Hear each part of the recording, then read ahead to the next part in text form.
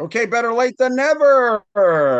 Hey, we've got Ryan Lehmeier, Bruce Badgley, Ian McMeans, year six of the WPIAL Blitz show. Ian, why don't you introduce our special guest? Yes, we are honored to have WPIAL champion head coach Ryan Lehmeier from the Central Catholic Vikings coming off a WPIAL championship win over North Allegheny, getting revenge for their loss the previous year, making it all the way to the state championship game. And now this year, kicking off the season in week 0 is the headliner game of the KDKA Kickoff Classic against LaSalle College High School, which for those Western PA folks who might not be as familiar with LaSalle, they beat St. Joe's Prep during the regular season last year and narrowly lost to them in the playoffs. So they were more or less every bit as good as the St. Joe's Prep team that went on to win the state title. So kicking off this year with one of the, or I should say, the defending 6A champion, the premier team from the East. Wow, it's week 0 here.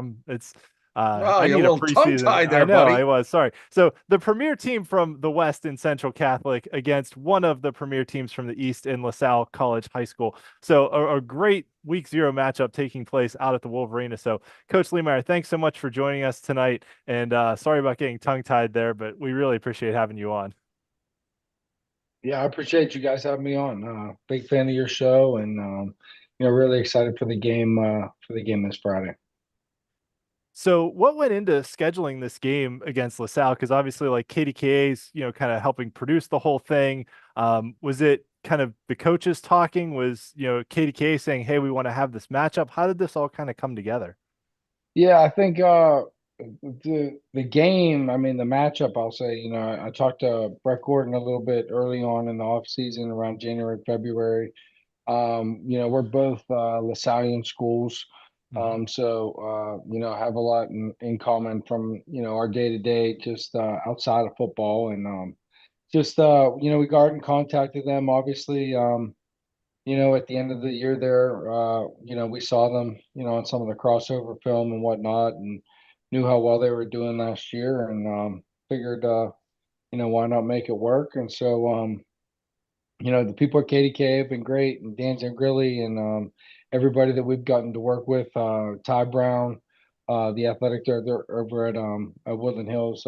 He does a great job with this, and it's been something that we really enjoyed last year with our experience with St. Francis, and something we want to do again.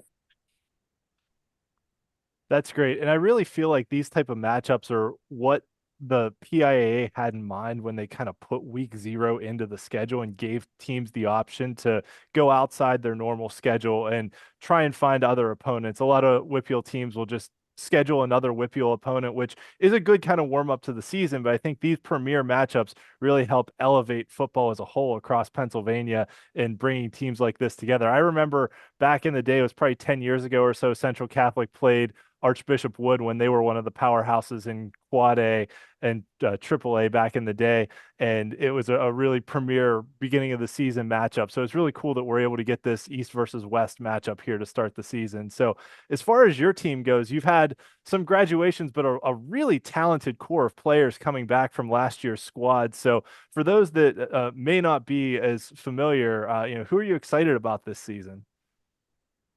I think we got a nice nucleus of seniors coming back. Kids that played a lot of football for us as underclassmen, as juniors last year, and with Angelo Pugliano and Colbert, playing coming back at defensive tackle. I think anytime you can bring reps back at those two spots inside, that really helps. And obviously, Ashton Blatt, really came into his own last year, and Colson Gatton and Roman Thompson, and we had a lot of reps in that front seven, that we were able to get, last year from young guys, and they're back, and it's another year in our system and on, using our language, and you can just kind of see that they're comfortable with one another, so that's exciting. And I think it's exciting for the coaches too. There's a lot of that remedial stuff. We don't have to hit as much. Um, they're fun to come to work with every day. So I'm excited for their senior year.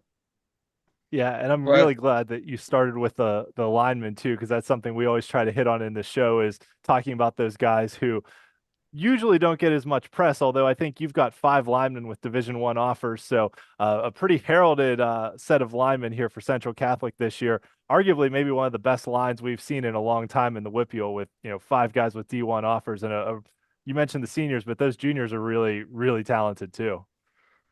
Yeah, the we're still young in the on the offensive side of the ball, and I think that offensive line anchors 3 juniors, which again had substantial playing time last year. So bring back a Matt Bowers and a Colbert.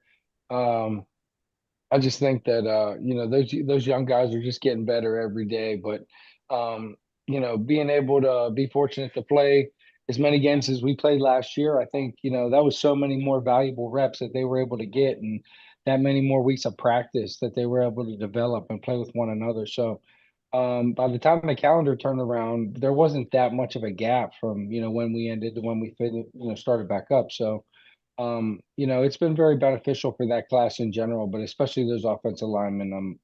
They're a really cool group to work with, and expecting big things. Coach, it was great seeing you on the field, work on the field with your team, the state semifinal, and then the final game last year. Um, but talk a little bit about obviously your growth as a coach from the time that you took the job until now this off season. And what are some of the things that that you're trying to strive to become a better coach, and then permeate that down to your staff and then to your players.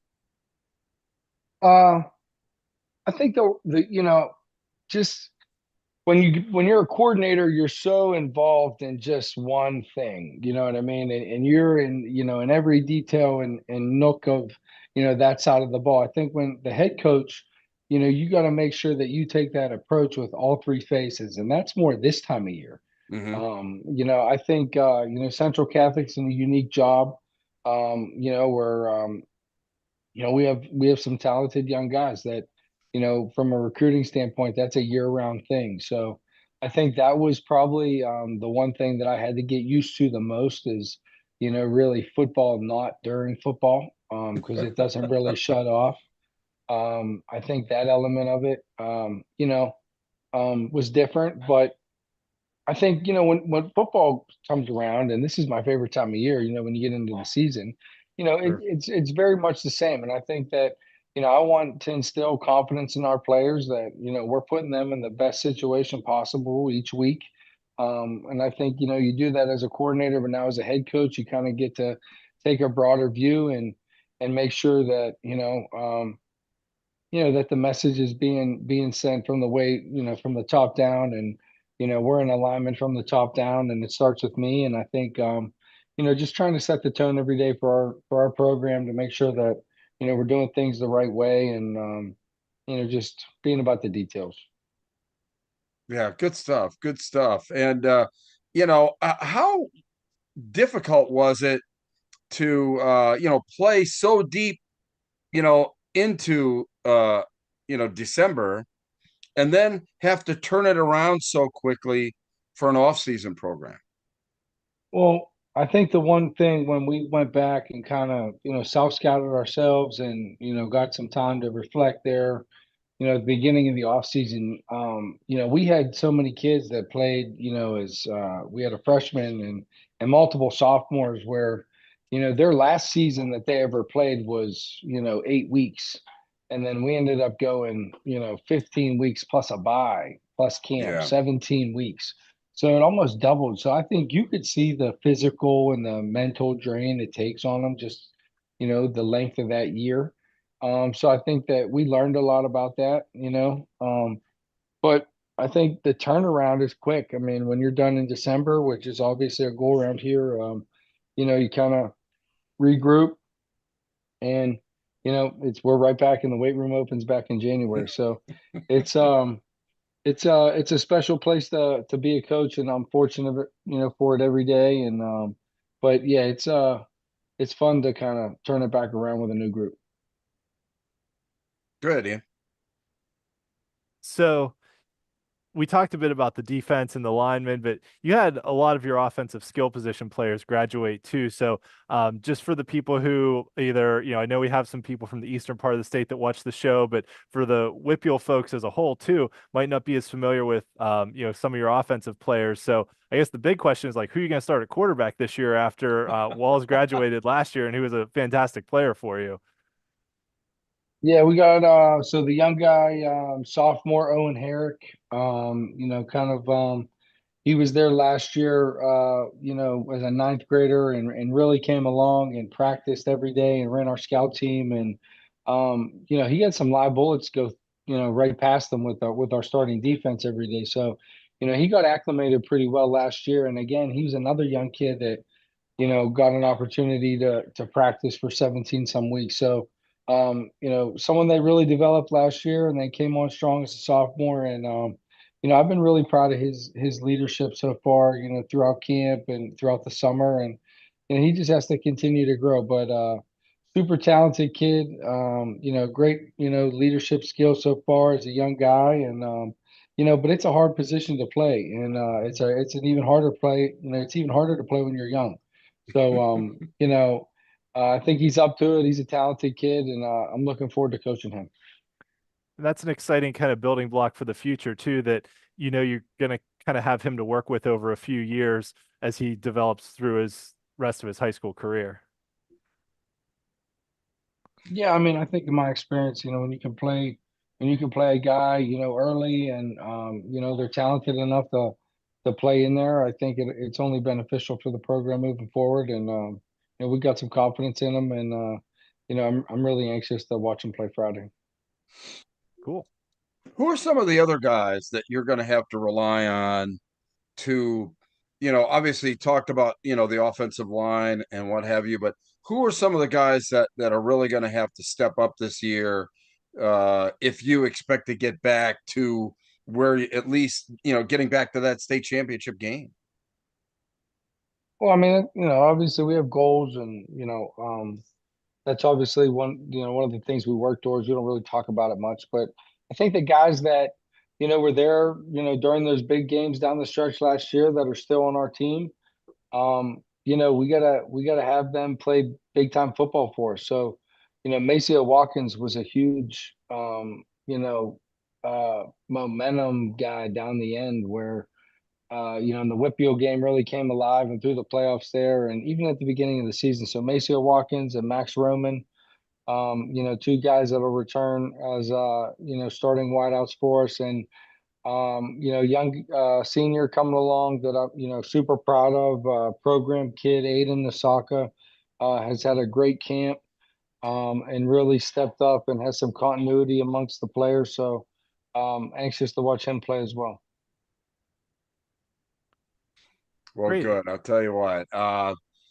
It's I can't believe that it's already here. I mean, it doesn't seem like that long ago. It was funny. Ryan and I were talking about the fact, the last time I saw him was, on the field there at the state championship game, and it just seemed to rocket by this year, and I'm sure it probably felt that way with Ryan as well. But here we are, ready to go. You think you're ready, Ryan? Oh yeah, I'm ready. Yeah, I love this time of year. There's no doubt. I think I thought we've had a good camp. This group's been fun to work with. Like I said, there's a lot of continuity amongst the kids and the coaches, and we've been together and spent a lot of time together so far. And so, really excited to coach these guys, and anxious again, for the next opportunity Friday. Well, great.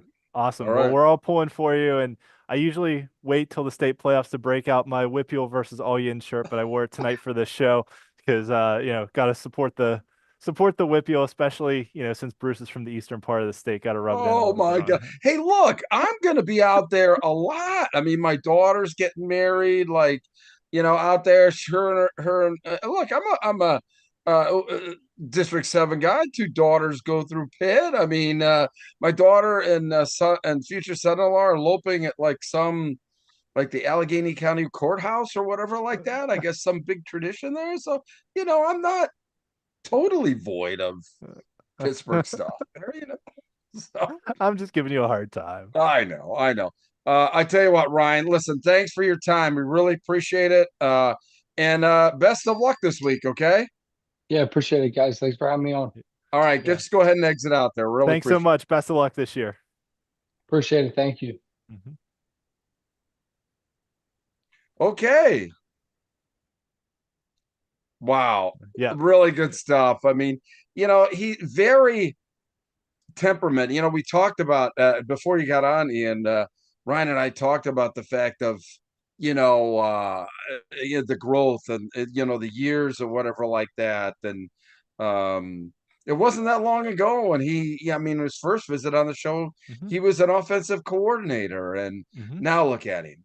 Yeah, I was thinking about that too, leading up to the show, that we talked to him when he was the offensive coordinator at Seneca Valley after they beat Pine Richland in a fairly big upset, and now he's the head coach at Central Catholic and went to a WPIAL title game in his first season as head coach, won a WPIAL championship, and made it to the state finals his second year as head coach. So he's on a great upward trajectory. One of the really great young coaches in the WPIAL. So it's been really fun to see his career take off and him grow as a coach. And now we've got Bob Long, our Philly sports expert that we usually see at the end of the season. But Bob, thanks so much for joining us here at the beginning of the year. Couldn't be more excited to talk some football. Thanks Yeah. for having me. Wow, yeah.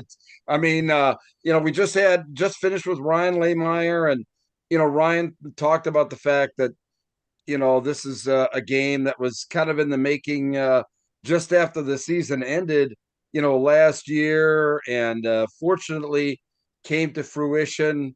Both teams having the opportunity in the hole there, and yeah, Bob. I mean, what do you think about having these big time matchups, the first week of the season? That's the easiest question you'll ask me all show. It's unbelievable. Are you kidding me? I mean, you go up to the college level and people are talking about a team that you cover very closely, Bruce, Penn State, putting Nevada, FIU, and Villanova on the schedule and making no excuses for it, right? Saying, well, it gives us the best chance to go to the playoff, and that's what it's all about. Forfeit a little bit of excitement at the beginning of the season for more of a robust postseason opportunity, and that's probably correct. That's where things in my mind need to be either collectively bargained or centralized in some way. But we're not talking college football right now. You have to protect that product. But here at the high school level, it's terrific that these two teams are going to get together. And the beauty of this, unlike the college game, is whoever wins or loses this game, it doesn't affect their playoff hopes or resume. And so there's no incentive not to play a game like this if you're a top flight football program, which is exactly the incentive you want to give. The Yeah, other very really interesting. cool aspect that Coach Lehmeier mentioned is that both of these schools are modeled after like the Christian Brothers educational style. So they're both LaSallian style schools. And I know like St. John Baptiste de LaSalle is one of Central Catholic's patron saints. And obviously LaSalle College High School falls right into that too. So it's cool not only that we're able to get one of the premier teams from the East against the premier team from the West, but two schools that have a similar educational style also playing each other in week 0. Yes, and that's not lip service either. Certainly not on the LaSalle side, and from the good folks that I've had the chance to meet on Pittsburgh Central Catholic side, it is critical to their mission. It is the very basis of their mission. And so, LaSalle College High School has a very interesting history. Used to be one with LaSalle University, and then many, many years ago split off and were forced to find a new campus. Found a wonderful campus in Widmore, Pennsylvania, have grown it since then, and have advanced the mission of the founder, St. John Baptiste de LaSalle. Yeah, really interesting. And so obviously there's a lot of important synergies, on the educational side, but it sure looks like there are some big time differences in, these two teams coming into the game. Bob, what do you think? Well, it's an open-ended question. Yeah, right. Sure. The programs are different, but I mean, in some ways, in some ways very similar. I heard you guys talk to Coach Lehmeier about the strength of Central Catholic's offensive line, and that's been very well documented over the course of the offseason.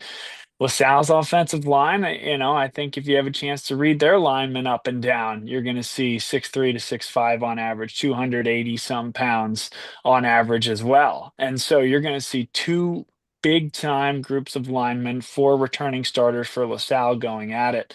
I think I recognize the point you're probably getting at, Bruce, is that Central Catholic has to replace a quarterback and some of the skill position players. LaSalle is no doubt fortunate to be returning, 5 or so of the top juniors into seniors in the state of Pennsylvania. And this is a team that, I don't know if overachieved is the word last year, but came onto the scene very strong, starting with game number 1 against Harrisburg last year, a game that I think a lot of folks in the center of the state might have been looking forward to week 1, game number 2, Sure. Harrisburg versus Bishop McDevitt, kind of overlooking this LaSalle team. And then by August 25th, nobody was overlooking this LaSalle team anymore. And they're certainly not this year. They are right there with St. Joe's Prep, I think, in terms of being the hunted in the state of Pennsylvania right now. Yeah, that was what I was driving at. Go ahead, Ian, if you got a question. Yeah, so Bob, you brought something up about the junior class that LaSalle was able to kind of carry forward into being seniors. And as I was, this is a broader question beyond just the game, but as I was going through all my WPIAL previews, which Bruce and I are going to get into later in the show, I was really struck by how many teams out here in the West brought back so many kids. And I think statewide, like last year's senior class was good, but it wasn't like one of the best senior classes we've ever seen come through Pennsylvania. But I feel like this year's class of rising seniors is really, really good. And there's a lot of teams out here in the West that I've seen bring back a lot of starters from last year's. And so I guess my question is it similar out East that you've got a lot of guys who were juniors last year who got a lot of playing time who are now going to be seniors this year as well? Yes. And I'd also argue that the class of 2027 is an exceptionally strong class in Pennsylvania as well. Maybe not as much the subject for tonight, but certainly out East, there's some big time recruits in the class of 27, as well as in the middle of the state. On LaSalle's side specifically, Joey O'Brien, Grayson McHugh, both going to Notre Dame. A terrific quarterback in Gavin Sidwar going to Missouri next year. JP Oates is the tight end, and he's going to Temple next year. And then they're really excited about their juniors and sophomores that they have coming up as well. St. Joe's Prep, I mean, sure, they lost a lot in the linebacking core last year and a couple of guys on that defensive line, but they had a very young secondary. They have an exceptionally talented linebacker and Brandon Lockley, another one coming up that, quite frankly, we haven't even seen yet because of the two guys that were playing in front of him, and Cam Smith and Anthony Sacca, of course, also going to Notre Dame. And so they had a sophomore quarterback who played terrific en route to a state championship. So, focusing on those teams alone, which are the class of the Philadelphia Catholic League, certainly at the 6A level, both those teams were young last year, which is kind of a scary thought. Yeah, really. I felt the same way, Ian, as I was going through, your previews or whatever like that, the amount of returning talent. I'm sitting there, as you said, just like every single team. And I think that that's the case, here through District 3. I think you don't have to look far than, looking at Harrisburg, all the big time talent that they've got returning. Lineman recruits going to Notre Dame from Cumberland Valley and what have you. So a lot of returning top flight talent in this across the state this year. But Bob, on this particular game, what do you look for as far as LaSalle and what they're going to have to do well to beat Central Catholic? Stop the run. Probably seems like a good place to start. And no doubt that front seven for LaSalle is going to have some new pieces, particularly in the linebacker core. The linebacker core is basically flipped upon its head completely from last year. They did graduate an edge rusher as well, but they still have the nose guard. Last year they played a lot of 3-4, but I think that was, that was more personnel driven more so than Dave Sowers, the terrific defensive coordinator, coming in and saying, I'm a 3-4 guy. In fact, traditionally, he has not been a 3-4 guy, to my understanding. So, kind of reading personnel, recognizing that last year the linebacking core was very deep, and this year, he may look at it differently. And I'm intrigued to see what they come up with on Friday night. So I think that's the first thing, is stop the attack on the ground for Pittsburgh Central Catholic. And then on the offensive side of the football, it's kind of do what they do, right? I mean, they're going to count on Gavin Sidwar to slice and dice that defense. JP Oates is a matchup nightmare as a tight end. Joey O'Brien is one of the great athletes that we've seen in many years in the state of Pennsylvania. I don't think that's a massive overstatement, as crazy as that sounds. And then the big thing that I think they're going to want to do that maybe they didn't quite master last year is getting the ground game going, right? That's probably that last piece of the offensive cog to become a truly balanced offense.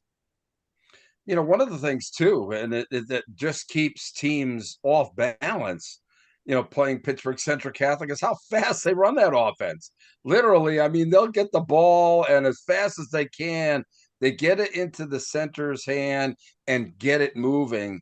And do you think with this kind of inexperienced defense that could be, a tough road to hoe for LaSalle? Find out on Friday. Yeah, right? mean, I, I think you have two elite set of coaching staffs on both sides of the ball.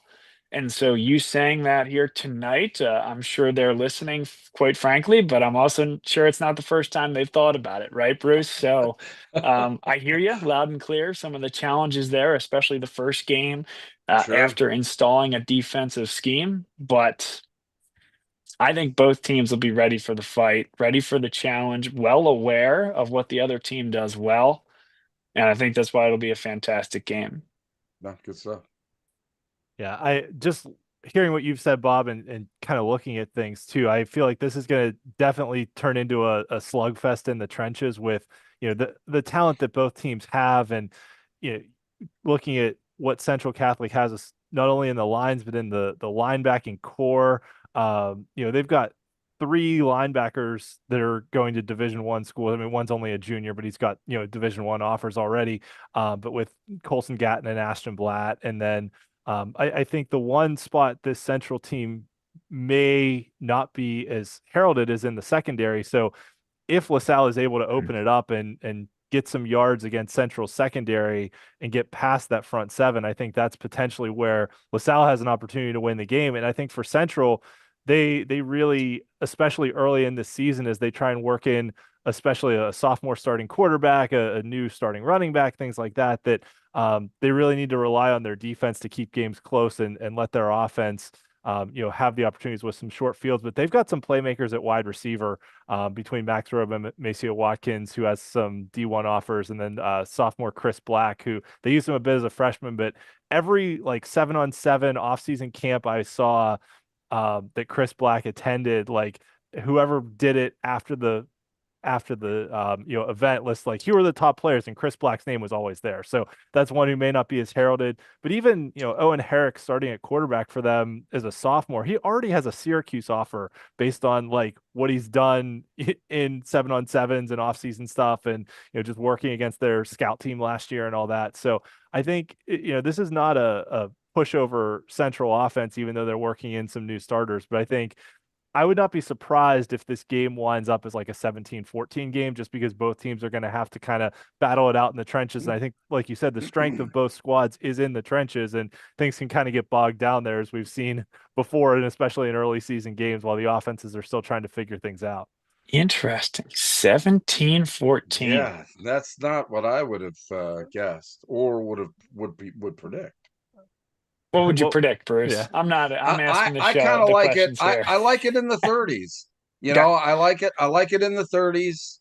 And I think, just the fact that Pittsburgh Central Catholic go go go go go. I think that's really a style offensively that LaSalle isn't going to have any problem in dealing with as well. So it might just kind of drag the whole game up tempo, and I kind of like the final to be in the 30s for That's both fair, teams. and I think both teams are capable of playing there too. I'm just my thought is that especially in the first half, if the lines are controlling things and neither team can really move the ball, then that can kind of slow things down too.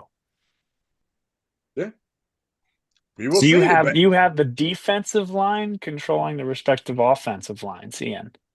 I think I think both teams and here's where I struggle a little bit, right? Like both teams are strong on the offensive line, Mm-hmm. but I'm not sure like Central's got a really good linebacking core, so I'm not sure about LaSalle's running backs against Central's line. I Mm-hmm.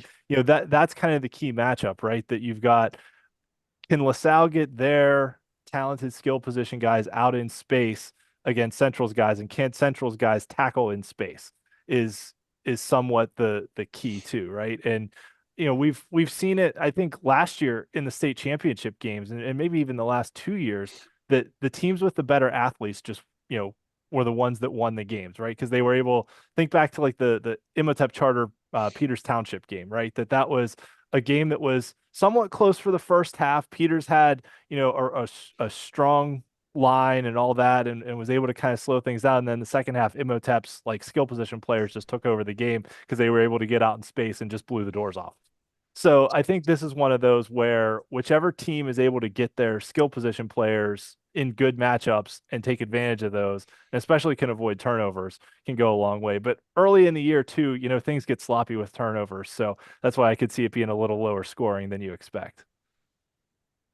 I like it. Okay. I like it. We'll see what happens.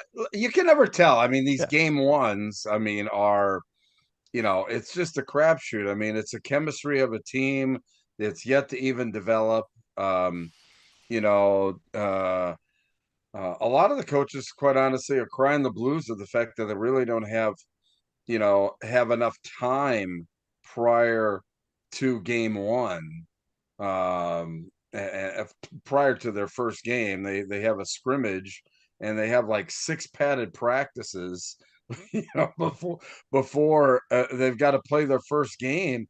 And a lot of them really don't feel uncomfortable. Let's talking from more than one coach this preseason, just uncomfortable of the fact that they've got a real grip on what their team is going to be able to do when they go out there, that first Friday night. So I got one more question for Bob before we let him go, because I know he's got a family to get back to and everything too. So we don't want to keep you too long here. We appreciate your time.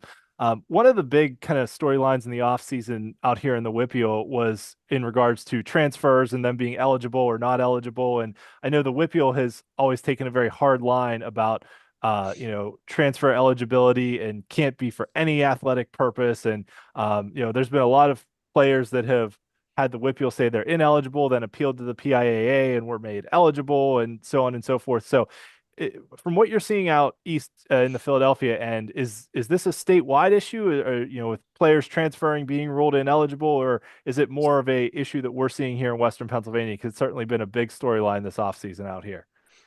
And just a follow-up question, is the ineligibility for the entirety of the season or just for the postseason? It's been both. Some players have been ruled ineligible for the whole season. Some have been just for the Yeah. postseason. I have a tough time understanding ruling somebody ineligible for the entirety of the season. I also have a tough time understanding ruling a player ineligible for the postseason.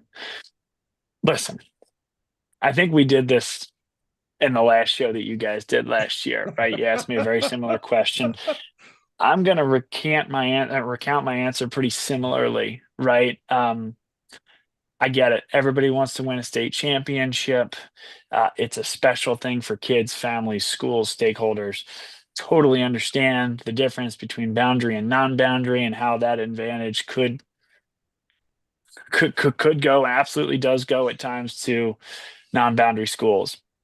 the end of the day, why do I do high school football games on the radio, on TV, on YouTube? Why do I get so invested? It's for the kids, for the families, to see them learn life lessons that they either may not take to the next level and not play in college, but further their academic career. I do it to follow the young men that did learn a lot through high school football, and that led to them being successful in college at the D1, D2, or D3 level. And quite frankly, to deny a young man an opportunity to play for almost any reason, it's just tough for me to stomach. And I know there's a lot more to it than that. But I agree with you. Actually, I think that, I mean, I think there's a distinct difference. You led off your segment here talking about the difference between high school and college. I think there's a distinct difference when you have a high school athlete who can only play for 4 years, and a district is making a decision, or even at the state level, but someone above them is making a decision that you're going to lose 25% of your high school career because you switch schools. Now, whether or not it was for athletic intent, like personally, if it was up to me, I would say just let everybody play. And like you get 4 years in high school. It's not like college now where you've got sixth and seventh year players because of, the extra COVID year and all that other stuff. Like let the kids play. It's high school football. Like to me, if it was up to me, I'd say just let them play. But that's my personal opinion. But it's just something that we've seen a lot. There was, a couple kids transferred, and one kid who was the leading passer at Southmoreland, who was a 2A school, went to Seton LaSalle and got ruled ineligible for the whole season. And then there was another kid who this is, I think, one of the interesting scenarios out here is he was set Western Beaver's freshman record for passing yards. He set the WPIAL record for passing yards as a freshman at Western Beaver, just finished his sophomore year and transferred to the Kiski School, which is a private prep school kind of outside the PIAA, right, in the Malvern prep, legions of the world, that then he didn't have to worry about being ruled ineligible because he could transfer to the private prep school and still get to play. So I think the WPIAL has always taken a hard stance on it. I don't necessarily understand it or agree with it, but I think potentially kids don't want to lose a quarter of their high school career, especially if they have aspirations of playing at the next level. That's a lot of game film and a lot of experience you're potentially missing out on just to switch schools. And I agree with you. I don't understand taking that away from a kid. Yeah. Yep. I get it. Everybody wants to win a state championship, and I totally understand. And there are probably more dominoes to fall in terms of, hey, is there a separation 10 years from now, right? Of boundary, non-boundary. I don't care about that. I really don't. And people can say the seat that I sit in makes it easy for me to say that. Maybe it does, but I do this for the kids, period. End of story. And taking that time away from them is just tough for me to understand. And it's tough for the families too. I mean, these are parents and families and what have you too. It isn't just like the kid and the team and the school. I mean, there are families that have invested years of their lives and emotions and expense. I mean, and I acknowledge that it's a more complex discussion than I'm probably making. Sure. It right. I have to understand that side of the equation, but that's where I am on it. Well, it's been too long since Bob Long has been on this show. Been too long since Bob and I have had opportunity to talk some football, and we're not going to make it. We're not going to have it be that long again. I can tell you that, Bob. Thanks, boys. Appreciate you guys having me. Yeah, Enjoy the rest so much. of it. And Bob, you're coming out to broadcast the Central LaSalle game, right? Yeah. Yep. Cool. For the schools network, absolutely. Nice. So you want to plug that? Tell people where they can tune in and listen to? Sure. YouTube, Bob Long Sports. Check us out. LaSalle football all year long. One-stop shop. Yeah, and then the following week you got that special game with Malvern Prep down on the shore and everything else. So you're starting out with, you're talking about going from Pittsburgh to the Jersey Shore in consecutive weeks there. That's a lot of traveling. Miles on the car, baby. That's right. Schedule my next service appointment right after. Hey, Bob. Listen, thanks for joining us, my friend. We'll talk to you later. We'll see you guys soon. Thanks, All right, Bob. see ya. Yeah, bye.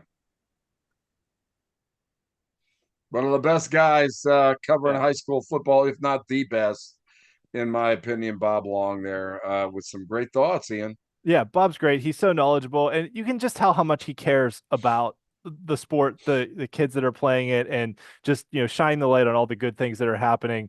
With the kids that are involved, and it's really cool to see. So yeah, all the best to Bob and his family. I hope everything's And going he's well for coming out him. to do the game. I mean, Yep. the WPIAL people will get a chance to see, what a great job he does. That's for sure. Yeah, definitely. And so I think last I talked to Bob earlier this week, he wasn't sure about his travel plans if he was going to check out any of the other games because the whole KDKA kickoff event is a 2-day event that starts actually Friday afternoon and then rolls its way in through Saturday night. So some good matchups that we'll talk about a little bit later. So you want to get started with our season previews here? Well, hopefully it's the settings on Zoom here haven't changed like they did everywhere else, but it looks like we're okay. One way to find out, right? So Yeah, here we are. We're absolutely. back. Thank you, everyone, for tuning in to this year's WPIAL Blitz show. This is, as Bruce mentioned at the top, our 6th year doing the show, which is kind of hard to believe. You've Wow. obviously found us on YouTube. You can check us out on Twitter, Facebook, and our rarely used Instagram page. And I'll have all my season previews. I think I have all but one conference right now posted on steelcityblitz.com. That last one will post tomorrow morning. And then I'll have games of the week and WPIAL standings throughout the year and playoff scenarios and all that other good stuff. So check out all my written content there as well as our show every week, every Monday night at 9:30 on YouTube. So let's get into it. Let's talk 6A. We talked a lot about Central Catholic. They are the defending 6A champions, beat North Allegheny last year, made it all the way to the state championship before they lost to St. Joe's Prep. And really, the way I see it this year in 6A is Central is absolutely the team to beat once again. Central, I think, is head and shoulders above everyone else. Actually, interestingly enough, Central is the only 6A team that doesn't bring back their quarterback, but they've got enough in the tank, as we mentioned, with Owen Herrick having that offer from Syracuse already in the bag. But I think Central is talented enough everywhere else to still make them, head and shoulders better than the rest of the class. I think the really interesting question is who emerges as the team that faces them in the championship game. I think North Allegheny brings back the most as far as a team that was relatively close to Central last year, lost them in the championship game. NA brings back a lot. They've got some talented linemen. Lincoln Hoke, son of former Steeler Chris Hoke, a lineman that's committed to Pitt. Mount Lebanon started really slow last year, but came on towards the end of the year. They were one of the hottest teams entering the playoffs. They bring back a dual threat quarterback in Patrick Smith, who's a really, really good player. Seneca Valley made the playoffs last year. And then the rest of the pack, Hempfield started last year strong. Cannon Mac was a strong contender, and Norwin just had to battle through so many injuries. But they bring back Tristan Tavares, who's one of the most talented quarterbacks in the WPIAL. So I think after Central, I think is at the top, followed by North Allegheny. But then I think those other 5 teams battling for 2 playoff spots is going to be a really interesting week by week, matchup by matchup kind of breakdown to see who emerges and gets into the playoffs. Well, I think, and this is obviously my Eastern Pennsylvania thing here talking, but I think any 6A team in District 1 or District 3 would only, would love to have, the odds of, 4 teams out of 7, getting in, at least in some postseason fashion. Yeah, and that's just kind of how the state breaks down, right? That a lot of the 6A teams are more, there's more of them out east, especially in District 1, District 3, District 12, and even District 11 has a few. But then as you get down into the lower classifications, 1A, 2A, there's a lot more teams in the WPIAL in District 10 towards Yeah, the right, western correct. part of the state. You're right. It's polar opposite. Yeah. Yeah. And the really interesting ones, as we've talked about in the past, are kind of those ones in the middle, right? The 3A, 4A classifications where you start to get that statewide distribution of teams from all over the state potentially competing, whereas Sure. the bulk of teams in 6A and 5A too are out east, and then the bulk of the teams in the lower classifications are in the west. But really here, I think Central is the team to beat in the WPIAL, and that is also reflected in PennLive statewide rankings. They came out with their initial rankings of teams statewide last week, so we can talk about those. Usually those come out on Tuesday morning, so it's after the show. Yep. But the preseason rankings are out. And I think to back up Bob's point that he made, LaSalle College High School being second right behind St. Joe's Prep is not only a recognition of what LaSalle did last year, beating St. Joe's Prep in the regular season, but how much talent they bring back. So this matchup is a, top 5 matchup in the state between LaSalle and Central Catholic. I mean, this is basically the Pennsylvania high school football equivalent of the Ohio State-Texas game kicking off. And I think too, and if speaking on the WPIAL side there too, I mean they better be looking over their shoulder at State College this year as well. Ultimately, the WPIAL champ is always gonna, probably butt heads with District 6 there at State College, and they look very strong. They are really going to challenge. I think that's the closest challenger to Harrisburg in the Mid-Penn Commonwealth is State College in my view, and that's a team that, as I said, I think that they're going to give anybody in the WPIAL a run for their money this year. And we'll get a look at them in week 0 as they take on Gateway. How about that? And yeah, Gateway's a 5A team, but still get a chance to see how they stack up against Connect the dots, baby. team. Yep, there we go. All right, speaking of Gateway and 5A, moving on to 5A, Pine Richland is the defending champions, and they faced Peters Township in the championship game for the second straight year. They lost to Bishop McDevitt in the state semis, but Pine Richland returns an absolutely loaded roster. And Pine Richland is, I think, without a doubt, the team to beat in the WPIAL. And I would go as far as to say Pine Richland might actually be the best team in the whole WPIAL. I think Pine Richland plays Central Catholic later in the year. I think Pine Richland can beat Central Catholic. I think they've got the talent all over the field. They've got a dual threat quarterback in Aaron Strader, who's only a junior, really talented kid with offers from Syracuse and several other MAC schools. They return a senior running back who ran for over 1,300 yards in McLean Miller. Their cornerback / wide receiver, Jay Timmons, who's the son of former Steeler Lawrence Timmons, is committed to Florida State. They got a transfer in Khalil Taylor from Seton LaSalle, who's already committed to Penn State at wide receiver. So Pine Richland is just loaded with talent all over the field. Have several really good linemen in the trenches too. So I think Pine Richland not only is the best team in the WPIAL, but might be a team that can challenge those private schools in 5A from the eastern part of the state, potentially for a state title this year. And I know McDevitt lost their quarterback to graduation, but they're really they're still really good. We were over there for our for the PA football podcast earlier this week, and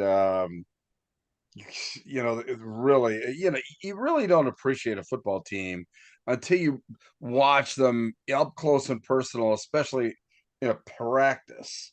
And it was impressive watching them work, and the guys there too. So it was just that's really going to be tough.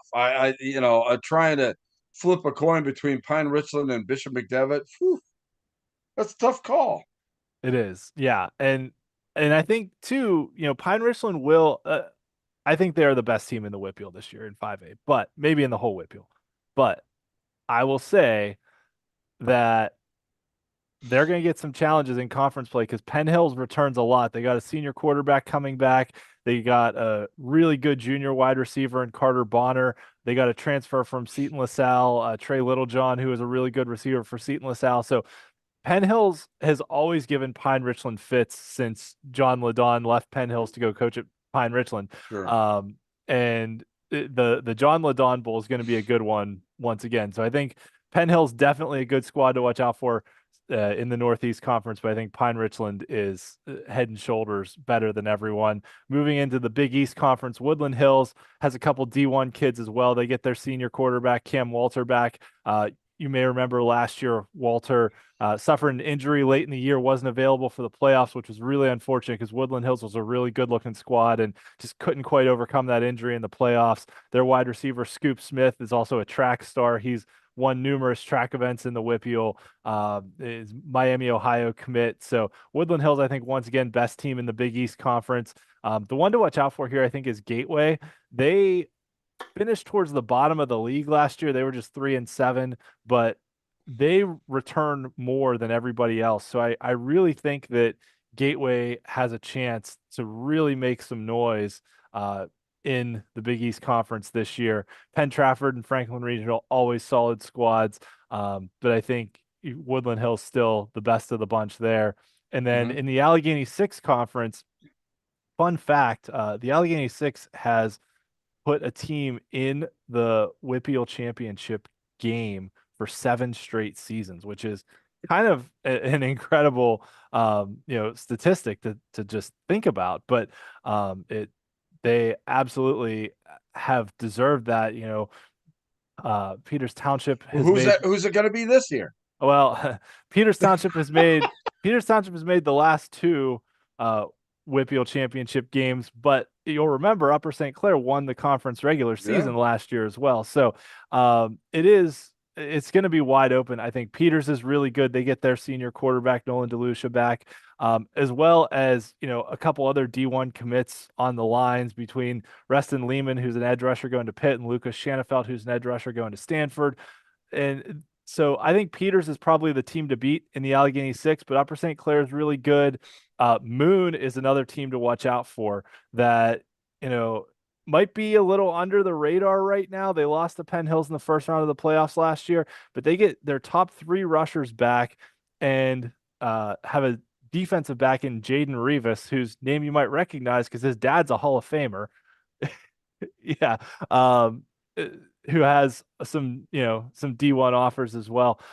So I think it's really wide open. And then that's not even mentioning South Fayette, who also gets their dual threat quarterback back, have a rising junior and Alex Deans, who's a pretty good receiver, and Drew Wahorski, their quarterback. We had South Fayette's coach on last year, and they're a program that's kind of turned things around too. So that Allegheny 6 conference got 5 teams into the playoffs last year. They could get 5 teams into the playoffs again, because we haven't even mentioned Bethel Park, who was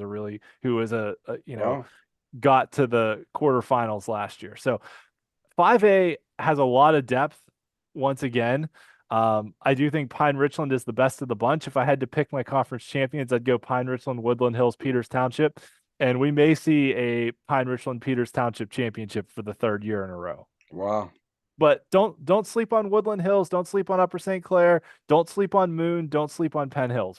And do you think Woodland Hills is kind of the one that could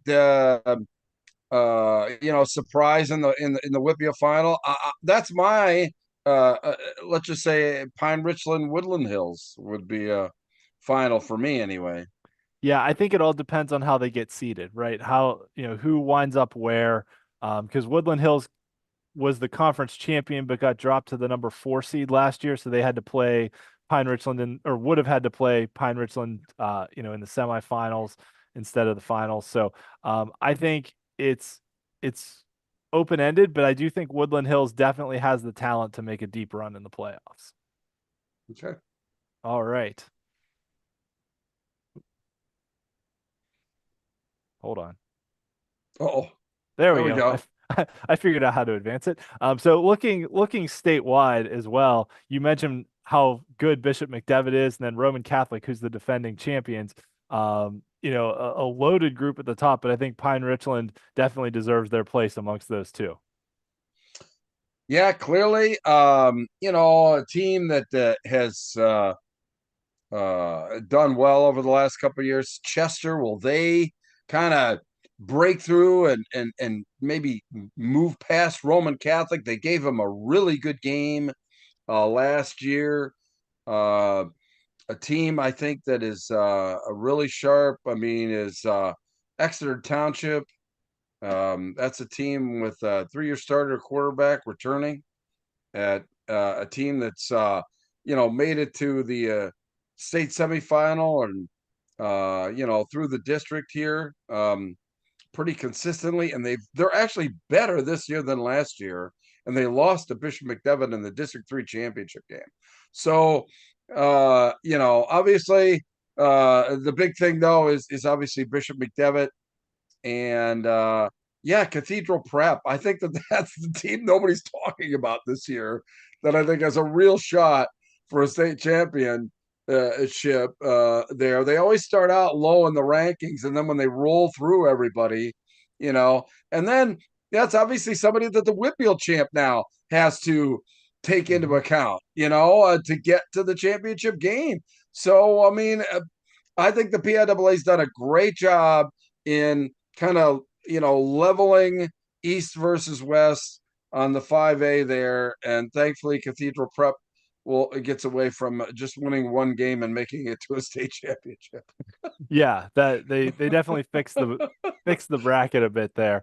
And I do think also, looking at the PennLive rankings, like we talked about, Penn Hills has a good team coming back. Peters Township is really good. Woodland Hills is really good. But like I said, don't sleep on that Moon team. That Moon team is really good. They play a tough, gritty, hard-nosed, ground and pound kind of game.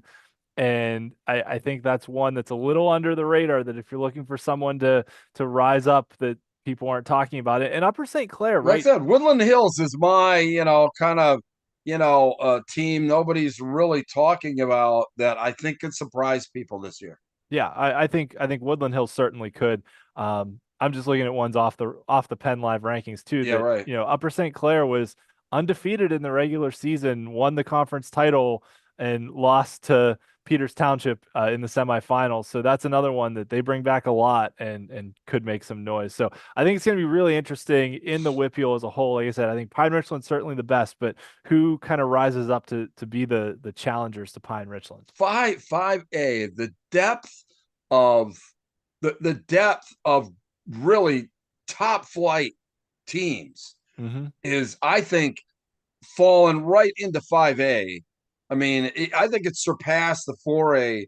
Last year, 4A, I thought, had, the depth of really top flight teams.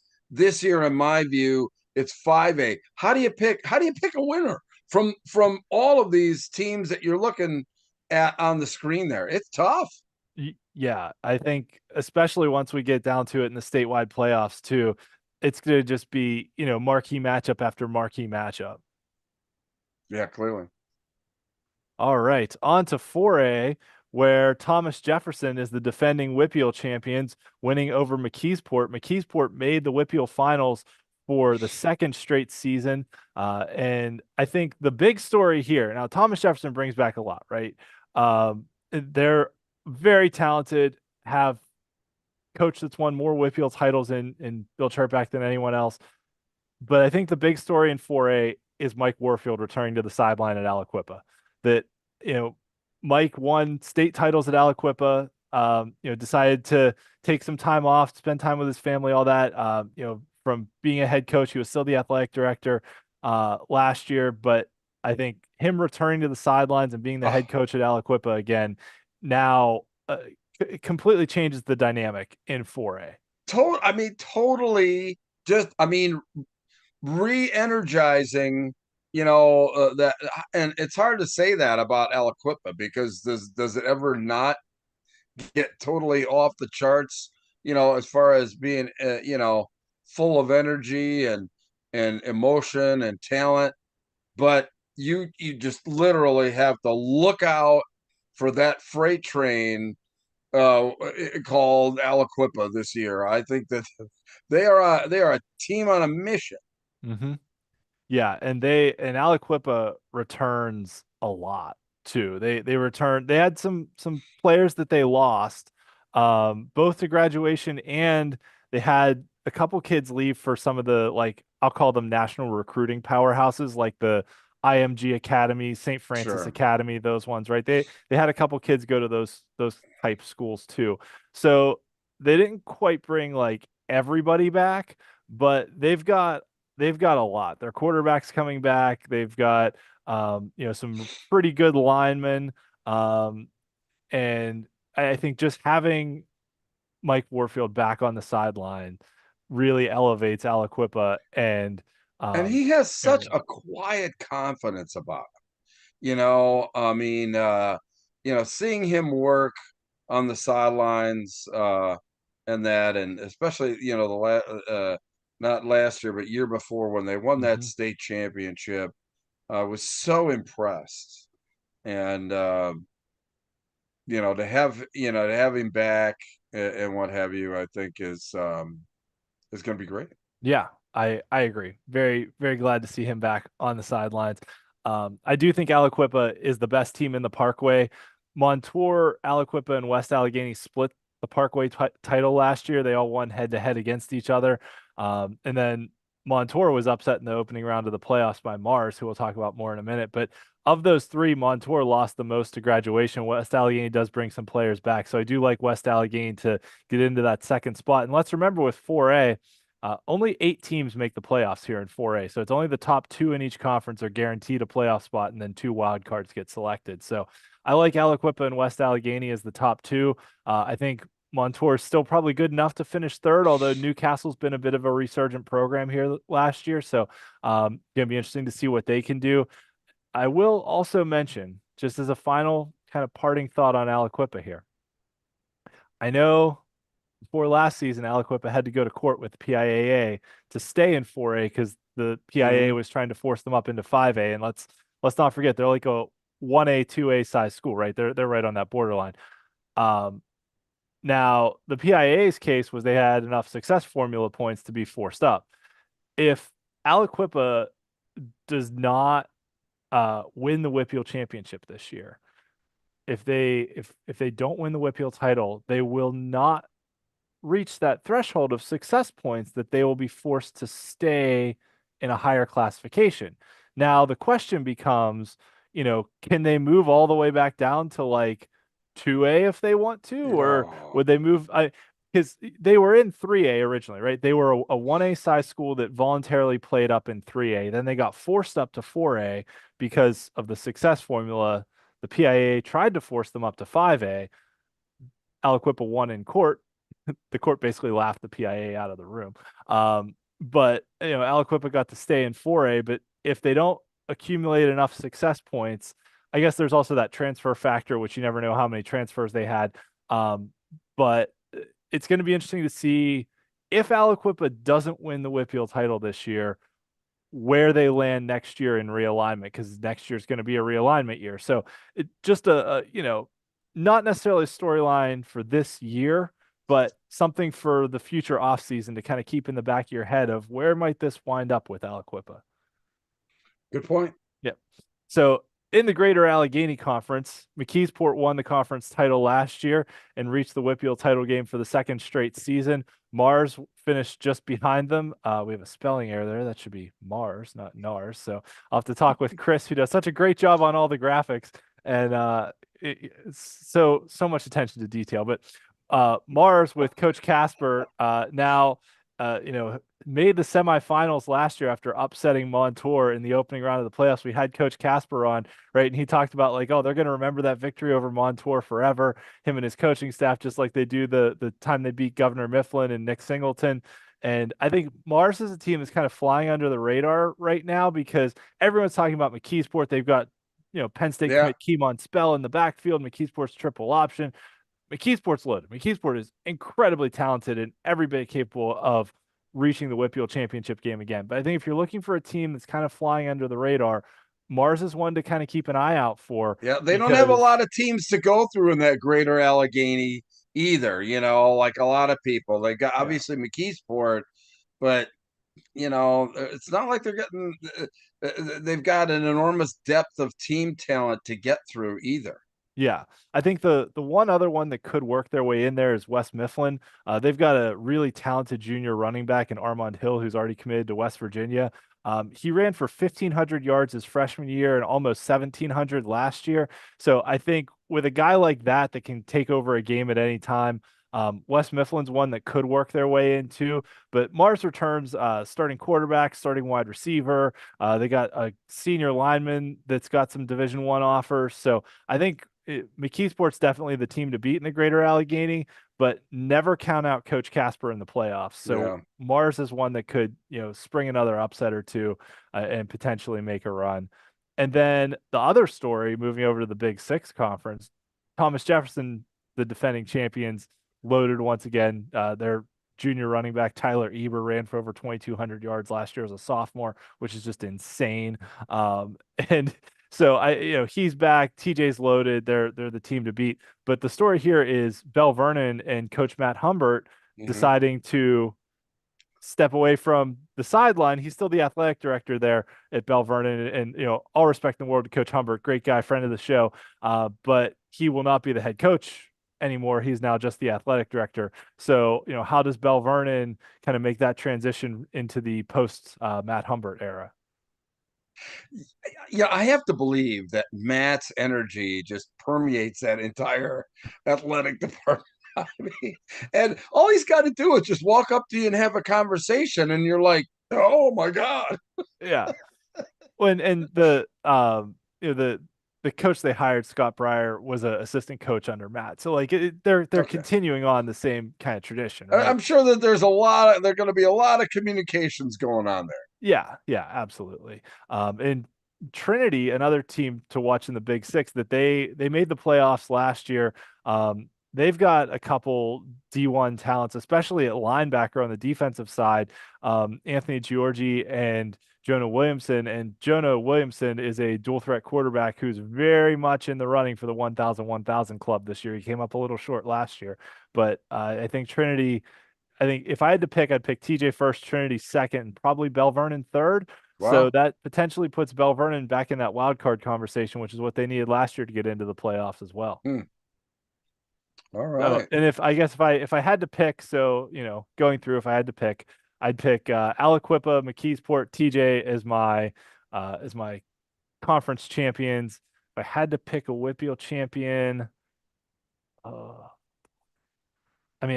TJ is so loaded once again. McKeesport's a really good team. That's a tough pick. I've always said never pick against Aliquippa, and then, like I said, Mars is my sleeper team. So and then you pick against them. Yeah, I think TJ and McKeesport, having made the championship game last year, they both bring back so much. I think they would be my two teams to beat. I think that's reflected in the statewide rankings too. So tell us a little bit about some of these teams from the East.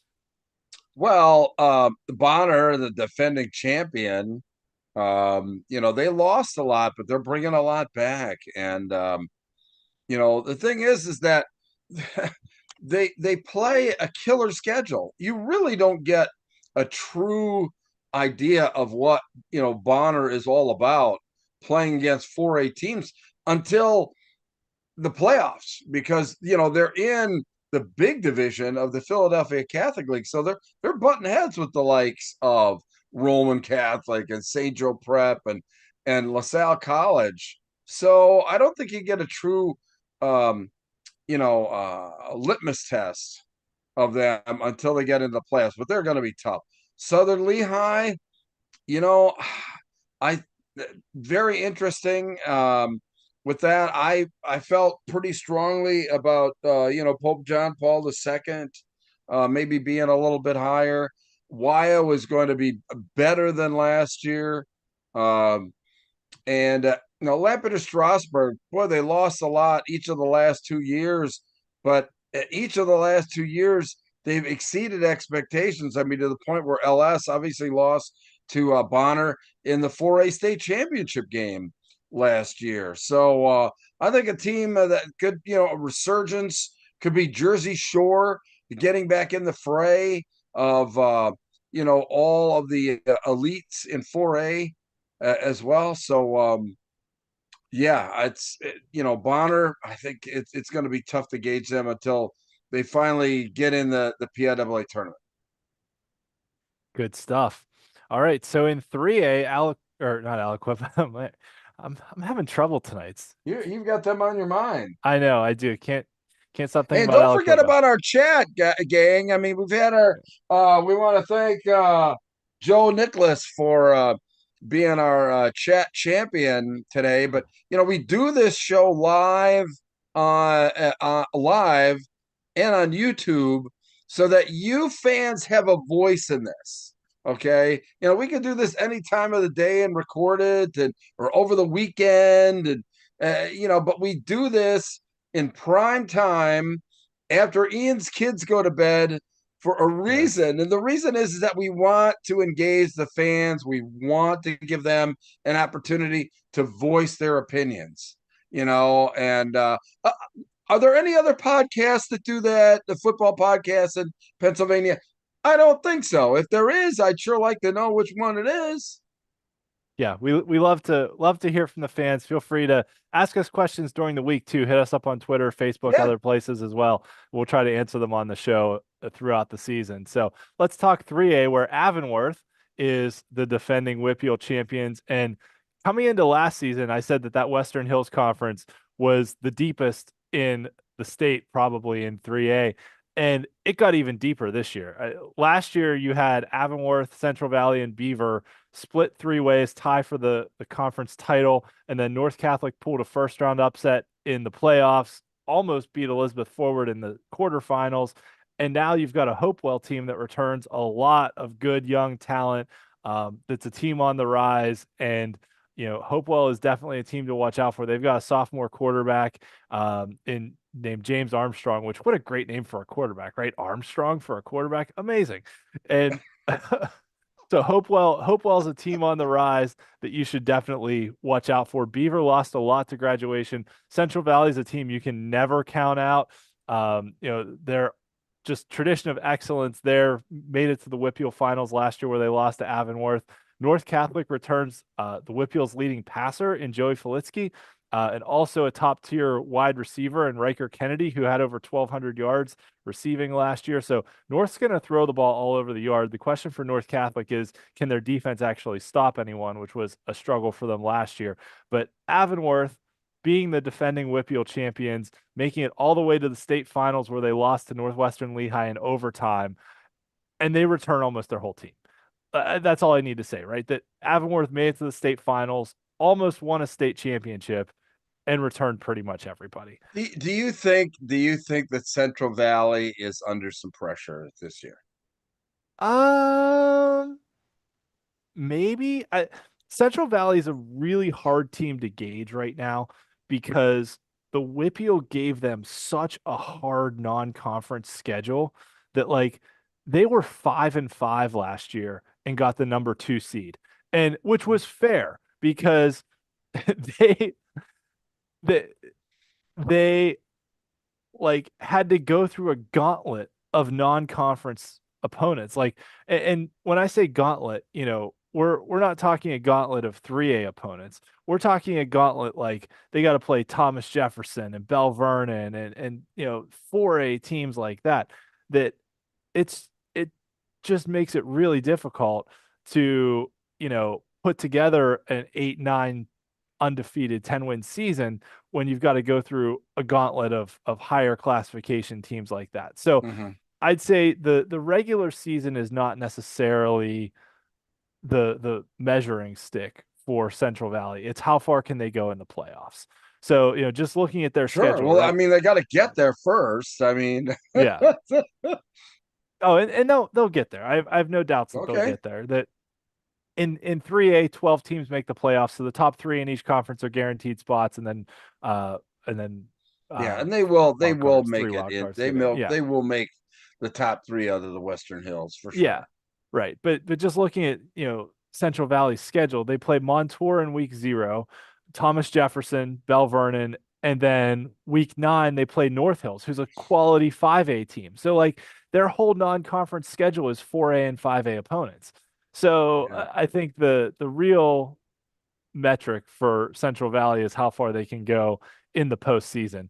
But I think Avonworth bringing back pretty much their whole squad from the team that won the WPIAL title and made it to the state championship game makes them the presumptive favorites here. Mhm. Now that said, let's not forget Imani Christian won the Allegheny Conference last year, was the number 1 seed in the playoffs, was an undefeated team. They lost in the semifinals to Avonworth, but Imani's a 1A size school playing up in 3A. But you want to look at a roster with Division I talent on it. That Imani team is absolutely stacked. It was shocking to me, and this was a couple years now removed from seeing the Imani team who came out to York for this York Rose Bowl thing. But wow, I mean, how impressive a group of kids there were. I mean, from a physical perspective, wow. I mean, in numbers and physicality, they look like a 5A, 6A team. They absolutely can play with anybody. They can score with anybody. Their head coach, Leroy Johnson, we had him on the show last year. He's one of the great offensive minds in the WPIAL. He coached at Imani, coached at Stowe Rocks. Now he's back at Imani. Everywhere he's coached, he's found ways to put up tons of points on the board. And he produces great offenses. So I think if anyone can break that sort of stranglehold that the Western Hills has on 3A, I think it's Imani Christian. They just have so many good players. Junior Gabe Jenkins has over 20 Division I offers. He was their leading rusher last year. David Davis is a Penn State commit, plays running back and defensive back. Edge rusher Will Gorman committed to Youngstown State. And then they've got some other guys. DeJuan Craighead's got a couple D1 offers from West Virginia and Duke. They've just got so much talent on that Imani team. I think the one thing that they run into is because they're only a 1A size school, that an injury or two, they just don't have the depth that some of these other schools have. And sometimes, they've got the talent, all the talent in the world at the skill positions, edge rushers, all that stuff.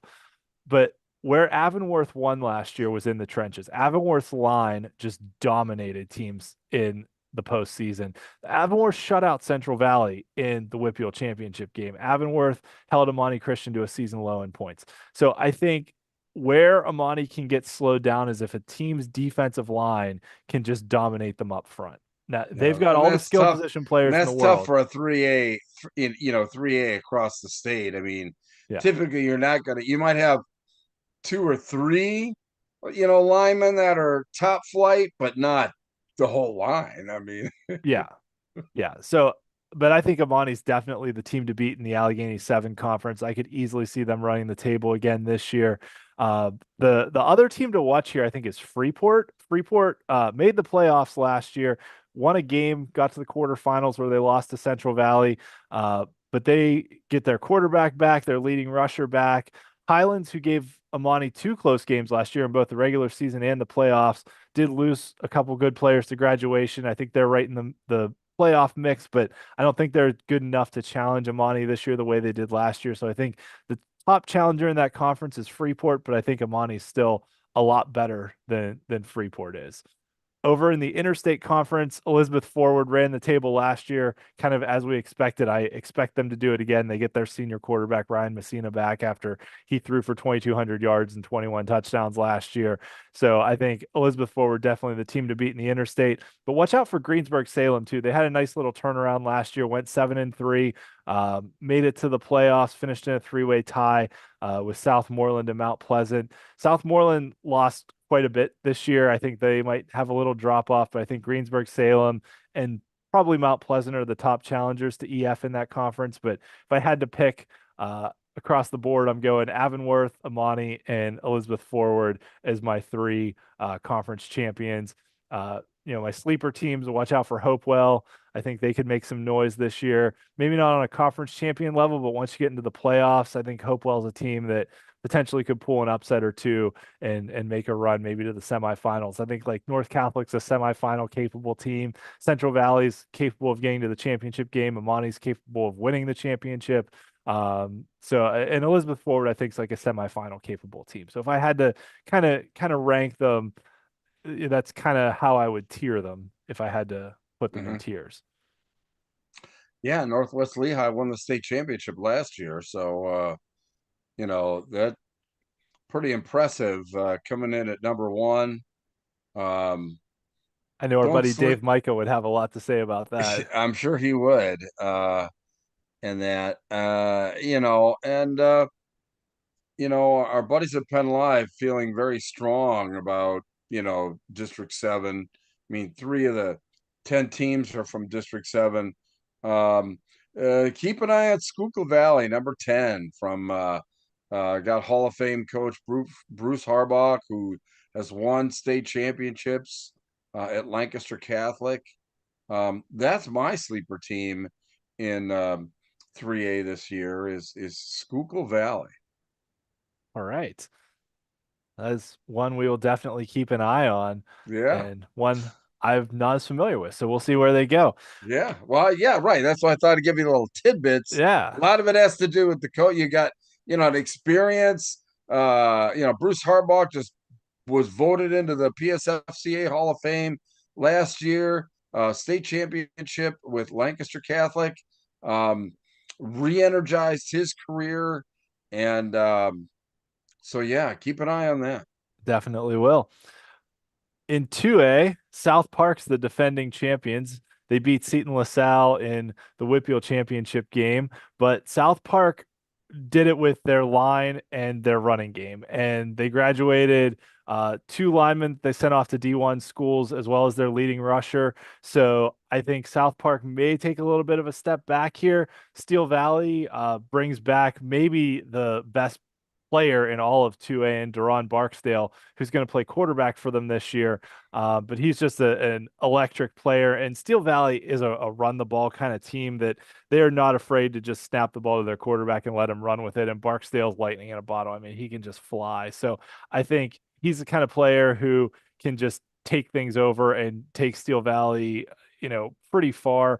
But the ability for Steel Valley to come through and actually win a WPIAL title is probably going to be how well they can play in the trenches in front of Deron Barksdale and the rest of their running game. That's really the determining factor here for me. Is I think Steel Valley's good enough to win the Allegheny Conference. I would say South Park's probably second. Watch out for South Allegheny, who had a bit of a resurgence last year. They went 1-9 in back-to-back years, then went 8-2 last season. They returned their senior wide receiver Drew Cook, who's got some D1 offers. Need to find a quarterback, but they've got some talented players there.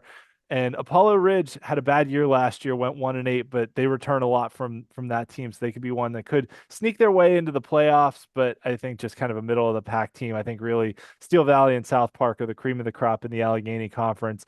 South Park does get their quarterback back from last year's team, but they run the ball a lot. So we'll see if they've got if they have the pipeline, right? If they can replace the talent that graduated, which at this level makes a huge difference. Mm-hmm. In the Midwestern Conference, Elwood City was one of the best stories of last season, winning their first conference title since the 80s, going undefeated for the first time since World War II. I think 1944 was the last time Elwood had gone undefeated before last year. And they, great story, made it to the semifinals, came up just short against South Park in the semis, but they lost quite a bit of their skill position talent Yeah, to I think reality graduation. sets in, unfortunately. Yeah, they do return some linemen though. So there's, you can always build around the line, but I think actually the team to watch here in the Midwestern Conference is Mohawk, which might be No? a bit of a surprise because Mohawk's never won a WPIAL title, doesn't have really the, pedigree or program tradition that a lot of these other schools have.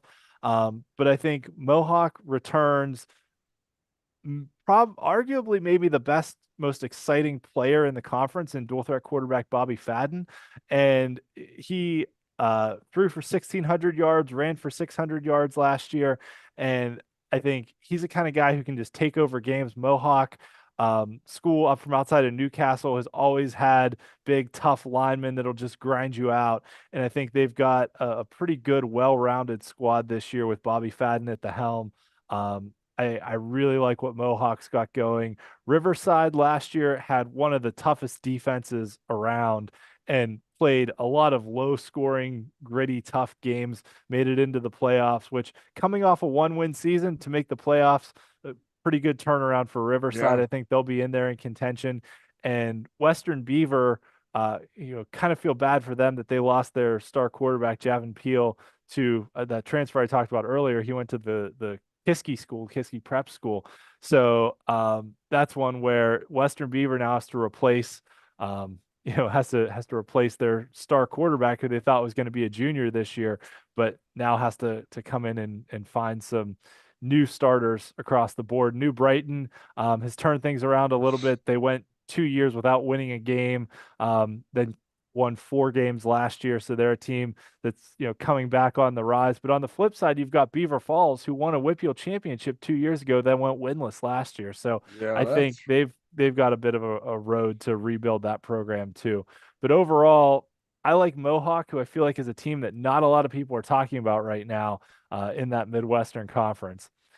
In the Century Conference, Seton LaSalle was the number 1 seed in the playoffs last year, made it to the championship game, lost to South Park, but they lost a lot. I mean, they've got a lot of talented kids, especially underclassmen, but they lost their quarterback to graduation, their top 2 receivers both to transfers. They've got a couple other talented kids that are especially on the defensive side of the ball, that have some D1 offers. But I think at the end of the day, Seton lost a lot, and I'm not sure if they're going to be as good as they were last year. I think they're probably still good enough to win this conference, although I think Washington might have something to say about that. that was the team that I was going to bring up. Yeah. Yeah. Yeah. Washington's got a dual threat quarterback in Tristan Reed, who's a Miami, Ohio commit, and then Trenton Grooms, who is their leading rusher, returns. So I think Washington's a team that was middle of the pack last year, but returns a lot. And traditionally has been a very strong program too. So Washington and Seton, I think, are the best 2 here. Waynesburg, once again, should be in the playoff mix. Keystone Oaks always in the playoff mix. Carlinton was one of the best stories of last season, ending their 23-year playoff drought, getting to the postseason for the first time since 2001. So congratulations to Carlinton on that. But I think they might sink back down to earth a little bit last year because they graduated a lot of players from that team. So Seton and Washington, I think, are the class of the Century Conference. Steel Valley and South Park in the Allegheny Conference. And then I like Mohawk out of the Midwestern Conference. But really, I feel like this is a wide open classification as far as championship contenders go. And I do wonder if PennLive knew about all the Seton LaSalle transfers when they ranked them number 1 in the state coming in, because that's definitely a story that Seton LaSalle has going, this year, of all of the kids that transferred out. Lost a lot of talent there. Not saying they can't do it. They have a lot still, but that's just, something to keep an eye on as we move forward here. Yeah. Schuylkill Haven. I mean, they just score points, and more points. And got a lot back on a really talented team. Troy, Farrell, they're going to be there at the end. Not entirely sure, even with all the, hubbub about Southern Columbia. I think we'll find a lot out the week 1 against Wyomissing. And Steel High, they've still got talent. They've got to, kind of mold that talent. That's a team that doesn't have a home field this year. And so they're either, that's going to be just an interesting, kind of rally the troops around the fact that you're playing all road games this year. And then you see Lancaster Catholic, who was done great in the regular season. They've kind of stubbed their toe in the postseason. So interested to see if they can turn that around. Yeah, and the one that's not shown here is last year's runner-up, Central Clarion. So I thought that was interesting to not see their name on the list. But my question to you is going to be, does Southern Columbia bounce back this year, or is Troy still kind of the class of District 4? I do believe Troy is the class. And that like I said, the barometer will be early on, to see what Coach Roth has, in his toolbox for this year. But I just there hasn't been a lot of hype. normally there's a lot of hype in the off season about Southern Columbia and what have you. It seemed very tempered, always a lot of bravado, not so much this year. And so that just kind of makes me wonder a little bit, whether maybe they feel that things are, coming back to earth, with this team. So, yeah, not entirely sure that they're going to be back to the same level.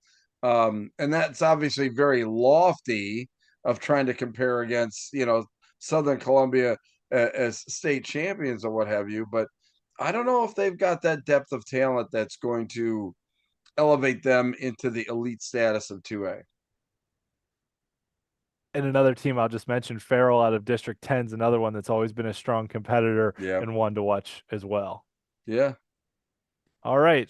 Wrapping up with single A, where, as we mentioned at the outset, the bulk of teams in the larger classifications is in the East, and the smaller classifications it's in the West. So WPIAL having a ton of 1A schools and just some teams absolutely loaded with talent. 1A is so deep this year. It's crazy. Clairton had one of the best regular seasons of any team ever last year. They averaged over 50 points a game on offense, and their defense only gave up 14 points all season. That's not, or I guess before the WPIAL championship game. And so that's not 14 points per game. That's 14 points total in the regular season that Clairton allowed, which was just ludicrous. Before the WPIAL championship game, which they lost to Fort Cherry, Clairton had pitched 10 shutouts on the year. One game, they gave up a fumble return for a touchdown, which didn't count against their defense. So still points on the board, but wasn't scored against their defense. But Clairton returns a lot of their team and almost all of their defense. And Clairton is just so loaded this year with talent all over the field. I know Fort Cherry's the two-time defending WPIAL champions, but I really feel like this Clairton team might be the team to beat in 1A this year. They're just so loaded across the board with Jeffrey Thompson back at quarterback, Terrace Wooding at wide receiver, Michael Ruffin and Dante Wright at running back, and then just everybody that they have on defense with the sophomore edge rusher, Brandon Murphy, who's got offers from Penn State, Pitt, Wisconsin, Kentucky already. Last year as a freshman, the dude had 9 sacks and 23 tackles for loss. Clairton had 4 guys on their defense with over 100 tackles and double-digit tackles for loss. They all come back this year. Like, this is just such a stacked Clairton team. It's hard to imagine them being better than last year. Like, how do you do better than only giving up 14 points all year? But this Clairton team, they might give up more points because they're playing Amani Christian in week 0, which I want to talk about that game in a minute because I'm so excited for that one. But the other big news out of Clairton is that they are dedicating the new Tyler Boyd Stadium, that they did renovations to their stadium thanks to a generous donation from Tyler Boyd.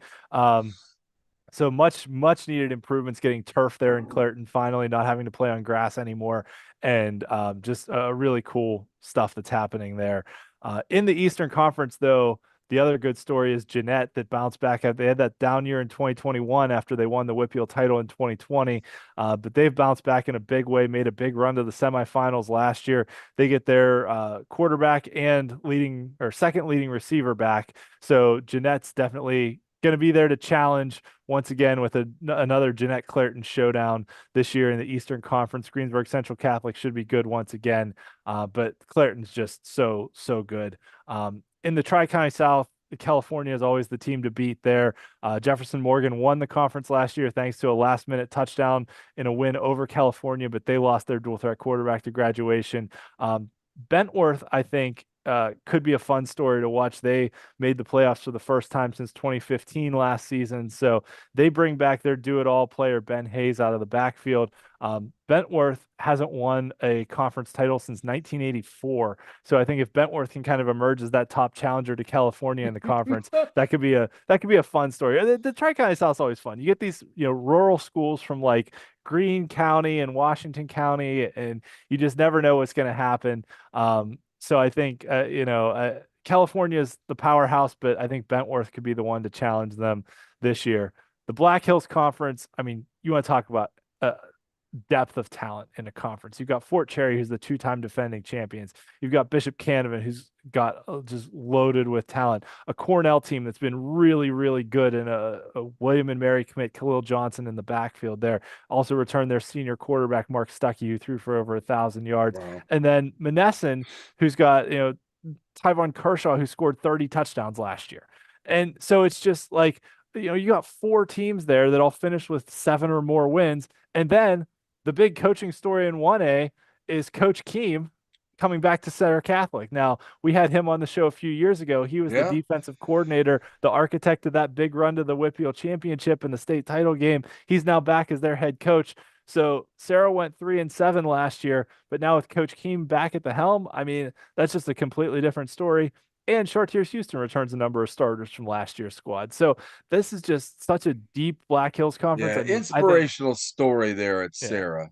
Yeah. Fort Cherry with Penn State commit Matt Seg at quarterback is definitely, I mean, they're the two-time defending WPIAL champions. They're the team to beat, obviously. But Canevin's got a really talented roster. Don't overlook them. They've got a talented receiver in DeMar Olds, who's got some Division I offers. They just kind of have to figure out a quarterback. And they've got a slew of talent there all over the field as well. A couple linemen, edge rushers with D1 offers at Canevin, which, at this level at 1A, that's saying something. So, this conference, it's going to be a slugfest every week, but these teams are going to put points on the board too. Fort Cherry can score, Cornell can score, Canevin can score, Monessen can score. So, this is going to be a really fun one to watch all year to see how that one plays out. Absolutely. And finally, in the Big 7 conference, Neshannock moved down from 2A to 1A last year, ran through the conference, won the conference title. They bring back their senior quarterback and leading rusher. So that's Neshannock once again is going to be the team to beat there. They got upset by Jeanette in the first round of the playoffs. Southside Beaver 2 years ago made it to the WPIAL championship game. Their senior running back, AC Corfield, is back. I think Southside's going to have a really good squad. One of the best stories last year was Laurel, who started the year 0-4 and then turned it around, won 5 straight to set up a Week 9 showdown with Neshannock for the conference title. Their quarterback returns after throwing for almost 1,800 yards last year. So Laurel, I think, should be right in the mix. Rochester's got a really strong tradition as well. But if I had to pick my conference champions, I'm going Clairton, California, Fort Cherry, and Neshannock once again. And I think those are the pretty solid teams. Picks. Yeah. But don't sleep on Jeanette. Don't sleep on Bishop Canevin. Both of those are pretty good squads. And Cornell has been very, very good over the last few years too. And so there's going to be a lot of good teams. 1A is very deep. I mean, I think I've got 10 teams here listed in my top 2 tiers that, there's going to be some good teams knocked out in the first round of the playoffs. Yeah, there are. And didn't really talk too much about Westinghouse, who's basically had a resurgence, in football. Bishop Guilfoyle, the same thing. Yep. They won the state title last year. So. Exactly. I mean, historically, historic programs here that are front and center in the drive for a state championship. Yep, and Port Allegheny knocked off Fort Cherry in the state semis last year. So I think there's a really, really deep pool of talent in 1A this year that's going to make it really fun to watch. Yeah, absolutely. All right, so just as a reminder on the scheduling format, Week 0 is optional non-conference play for all teams that's scheduled by the schools themselves. So the schools can pick these matchups, and after that we get into every game is scheduled by the WPIAL after this week. So this is our only week where the schedule isn't made by the WPIAL. We talked a bit about the KDKA Kickoff Classic at the opening of the show. Our friends at KDKA will be doing the broadcasting for that. Dan Zangarelli, his whole crew, they do a great job. So kicking off Friday with Woodland Hills taking on North Allegheny, teams we talked about earlier in the show we think are both championship contenders in their respective classifications. The headliner game, Central Catholic against LaSalle. And then on Saturday, McKeesport taking on Delaware Valley, who's from the eastern part of the state. Steel Valley against Westinghouse, which should be a great matchup. And then concluding with West Mifflin against Elizabeth Forward on Saturday night. Pardon me, but I guess the interesting thing is the fact that I expected this jamboree format to have more teams from the East or out of state. And literally, it looks like it's just LaSalle and Del Val, right? Yep. Yeah. There are a couple WPIAL teams that are taking on some other programs. Like I mentioned, Gateway is playing, I think they're playing at State College. And then Pine Richland's playing a team from Findlay, Ohio, which, if I remember correctly, was Ben Roethlisberger's alma mater. So, Wow, okay. I yeah. didn't know he was from Findlay. I mean, I knew he went to I knew he went to Miami, but I didn't know about Findlay. Yep. So I mentioned some of these games already, but Central Catholic LaSalle is the headliner game of the week this week. North Allegheny Woodland Hills should be a good matchup, but Amani Christian against Clairton, like this one has all the makings of an absolute classic, right? Amani Christian was one of the highest scoring teams in the WPIAL last year, a top seeded team in 3A, return all that talent at the skill positions. Clairton had that absolutely lockdown defense in 1A last season, where they only gave up 14 points the whole regular season. So this is just a strength on strength matchup of two incredibly talented teams being able to showcase themselves in week 0, and they're playing this at Clairton, at Clairton's brand new Tyler Boyd Stadium. So what a cool way to kick off that Yeah. stadium. Just as, for two teams in the lower classifications that are, championship contenders in their respective classes, to challenge themselves and go head to head like this. I absolutely love this matchup that these teams did this. Some other games to watch. We mentioned that Gateway State College game. A couple rivalry games in the South Hills, Kahnamack against Peters Township, and the matchup of the two biggest schools in Washington County, Mount Lebanon and Upper St. Clair, the Route 19 rivalry in the South Hills, Montour against Central Valley, Moon against Trinity, some other good matchups, Norwin and Penn Trafford in a Westmoreland County rivalry showdown, and then two Catholic schools taking on each other, Seton LaSalle against North Catholic. I think that's going to be a really good measuring stick game for both of those teams, just to kind of see where they fall as far as, how good can they actually be this year? How do Seton's losses between graduation and transfers? Seton beat North Catholic last year, so do they still have enough to do it? North Catholic now returns, the WPIAL's leading passer. How does their passing game translate into this season? So this is a really interesting one to me. Yeah, very interesting. A lot of great matchups there. And I just, like to see, and I guess I have to take a look at week 2 and week 3, but just don't see a lot of, intersectional games, on the WPIAL schedule this year. Yeah, there are some. But I think the one thing that WPIAL tried to do with this schedule, and it's pretty much the same as last year's schedule, just flipped home and away. What they tried to do is they tried to match up like traditionally strong teams against each other. So we talked earlier about how tough Central Valley's non-conference schedule is, right? They got to play TJ, they got to play Bell Vernon. Sure. The WPIAL's like, all right, Central Valley, really strong program, moved down from 4A to 3A, but we're going to match them up against some of the premier 4A teams to see if they could, kind of still compete at that level and give us some of these premier non-conference matchups. So I think they did give us some headliner matchups in non-conference play as we get through the season, but I do think they did a good job of trying to match up like strength on strength, and then also with some of the weaker programs trying to match them up against each other so that they're not just getting railroaded every week. Okay. So some of our friends of the show, we talked about the KDKA Kickoff Classic already. We'll be plugging KDKA's broadcasts all year. Dan Zangrelli, his whole crew is great. He's been on our show a few times and always been very generous with us. And then our friends at WMBS out of Uniontown doing the Laurel Highlands Uniontown rivalry game down in Fayette County this week.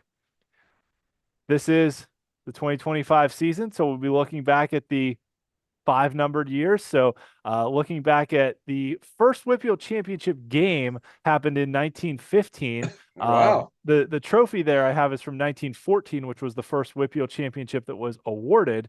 So Wilkinsburg won the first 3 WPIAL titles. In 1914, it was just awarded that, the committee of the Pittsburgh chapter of the Syracuse Alumni Association said they were the best team. We're going to award the championship to them. But in 1915, they played the first ever championship game where Wilkinsburg defeated Pittsburgh Fifth Avenue High School 12-7 to win the first on the field WPIAL championship. So thanks to our friends at PA Football History. We'll be having a look back each week of the season at what happened at various years in WPIAL history. So you can also check out our affiliate podcasts. If you like hearing me talk a lot, I'm also on a Steelers podcast, the Steel City Blitz podcast.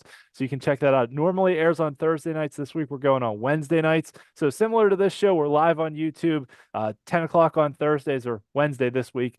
We have a live chat you can join during the show. So if you want to hear me swear about the Steelers, which there's been plenty to swear about in the past few years, you can tune into that. And then Bruce has got his Fresh Set of Down show, which covers Eastern Pennsylvania football. Yeah, that'll be Tuesday nights. Dave and I will actually start that up following the first week of the football campaign. We usually like to get some stuff in the books, and then comment on that. So yeah, Fresh Set of Downs, boy, that goes way back to man, I hard to imagine if we've been doing it 6 years. I must have been doing Fresh Set of Downs for 12, and it just started as a live show at at PJ Wheelahan's in Reading, as like on Twitter, and wow, hard to believe. Yep. So that wraps up our season preview show. Thanks everyone for tuning in. You obviously know where to find us on YouTube and social media. You can also check out all of my season previews on steelcityblitz.com. And we'll also have our WPIAL standings page that will update every week throughout the season to help you track the playoff races as we get through the season. So, so glad to be doing this again. This is so much fun. We were talking, a little bit before the show. It's kind of a labor of love for us, but it's great to be talking high school football once again. The off season really just flew by. It felt like, seems like it was just, January when the season was wrapping up. Yeah, it sure did. And quite honestly, it comes this season comes to me with a heavy heart. A man that was, everybody called just a good dude. Del Jackson passed away in the off season, and with LL Hoops that I was affiliated with for many years, Del and I called girls state championship games in consecutive years, and unfortunately lost a battle with cancer and that. So I'm dedicating my season to Del and his memory, and it was really hard when you lose somebody like that, but it puts a lot of things in perspective. And the perspective is one that you have to live life to the fullest every day that you have on this earth, and don't ever think that you can take anything for granted. And so it only reinforced my feeling regarding that. And yeah, like I said, we plug on and that, but not without a heavy heart. Yeah, and sorry for your loss. And the other thing I will mention too, we've done it a little bit on the show in the past, but for those who might still be listening to us, almost 2 hours into the show, if there are things, out there, whether schools have fundraisers for, families in need, things like that, we're happy to kind of help plug them on the show. I know there have been a few fundraisers that we've plugged in the past for, kids that have gotten injured playing football, and medical bills for families and things like that. So anything we can do to kind of help shed light on good causes out there, feel free to reach out to us. If people have questions, we love interacting with fans of the show. Hit us up on Twitter, Facebook, things like that. And happy to do what we can to help spread good news about things happening in Pennsylvania, but also to help out when we can and where we can.